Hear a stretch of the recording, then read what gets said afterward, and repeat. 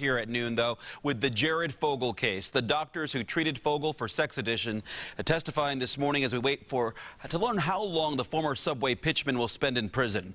RTV6's Julie Pursley and Rafael Sanchez are at the courthouse waiting for a decision from the judge. We begin with Julie. The sentencing hearing has been going on since about 9 o'clock this morning, and it does not look like it will wrap up anytime soon. Now, take a look at this video. This is when Jared Fogle arrived here at the federal courthouse this morning. He had nothing to say. Federal Judge Tanya Walton Pratt accepted his plea agreement this morning. That is where he is pleading guilty to conspiracy for receiving and distributing child pornography and also traveling out of state to engage in commercial sex acts with minors, specifically 2 cases where they say he went to New York to pay for sex with prostitutes who were 16 and 17 years old. Now, Fogle is 38 years old. Both sides have been presenting testimony from witnesses. Now, on the defense side, there were 2 experts who say that they deal with sexual disorders. And one expert said that Fogle had a compulsive eating disorder growing up, and that after he lost weight in college, that is when he developed a compulsive sexual disorder. And they say that would imply there was some type of brain disorder as well.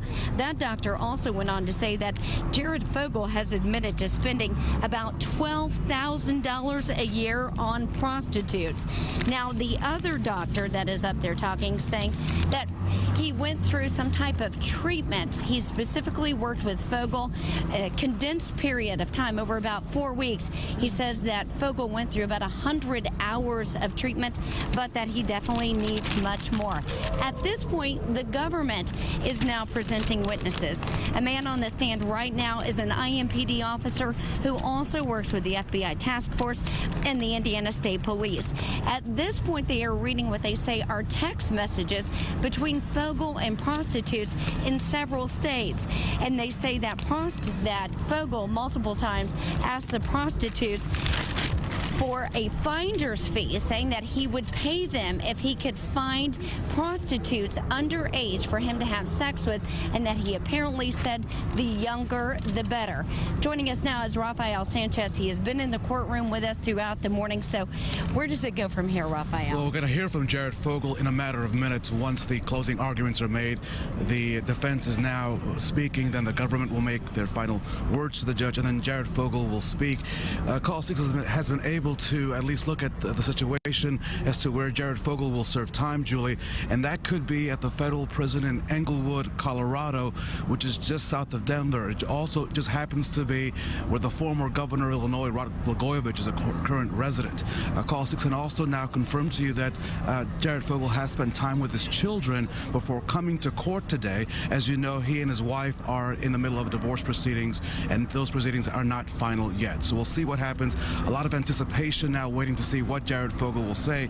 His attorneys calling his actions despicable and pathetic, calling it a pathetic crime, but we'll see what Jared Fogle will tell the judge in a matter of minutes. Now, his attorneys have also said that they've turned over $1.4 million in restitution to the government to be distributed to the 14 victims. Any chance that we could hear from any of those victims today? It is unlikely that we will hear from any of the victims this afternoon. All $1.4 million was held in escrow back in August, and those payments, we're told, have been made.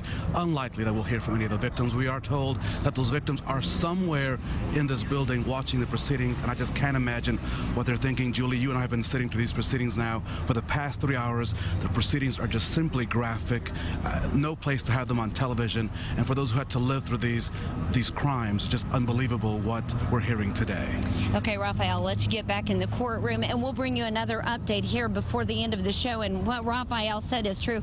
We even really had to be careful about what we could release during this broadcast because of the graphic content, what the judge is hearing at this hour. Reporting live outside of the federal courthouse, Julie Pursley, RTV6. And Rafael brings up a good point, waiting to see what Jared Fogle will say himself. Again, so far in court, Jared Fogle has agreed to plead guilty to conspiracy to receive child pornography and traveling to have sex with minors. Both of those are federal felonies. He understands his sentence will be followed followed by supervised release, and he will not be able to appeal the length or conditions of that release. Judge Tanya Walton Pratt did ask Fogle if he understands that she may impose a sentence higher than the one agreed to in the plea deal. If she does that, Fogle would not be able to withdraw his plea deal, and he would be bound by that new sentence. Fogle will retain the right to appeal that sentence, however. Under the plea agreement, Fogle pleaded guilty to child exploitation and possessing and distributing child pornography. Fogle admits receiving numerous photos of minors engaging in sexually explicit conduct from his former business partner, Russell Taylor, and he knew Taylor was producing the pornography in his home. None of the minors in the images or videos knew they were being filmed, and some of those minors were as young as 6 years old. Fogle even traveled to New York City to pay for sex with minors. After Fogle's appearance on August 19th, his attorney made this statement on the courthouse steps. He will do his time. He expects to get well. He expects to continue to make amends to those people whose lives he has affected, both family and non-family members. And he at some point hopes to become once again a productive member of society. Federal law says Fogle can get anywhere from 5 to 50 years. The plea agreement seeks to knock that max down to 12.5 years. Fogle's attorneys are asking for the minimum sentence of 5 years. Prosecutors want the max. Regardless, Fogle would stay registered as a sex offender in any state he works or lives in. This all began with Fogle's first TV spot with Subway in 2000.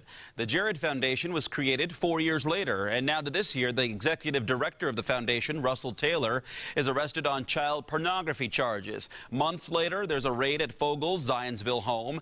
Fogle pleads guilty on August 19th to charges of child pornography, which brings us to today. And next month, Russell Taylor is expected to plead guilty to child exploitation and child pornography charges against him. 1 month after his arrest, Taylor attempted to kill himself behind bars. We're told after his December 10th hearing, he will be immediately sentenced. Investigators say Taylor used a hidden camera to produce pornography involving 12 children. He's also accused of sharing explicit images of children with Fogle. Our coverage continues online and on the RTV6 app. Our digital producer, Jordan Fisher, is tweeting live from the courthouse, and he's keeping you up to date in our live blog. That's on the RTV6 app and on the Indy Channel right now, the IndyChannel.com, our website. We'll also bring you the latest in Fogle's sentencing as breaking news right here on RTV6 and on HTSN, and we'll carry that sentencing news live in the RTV6 mobile app.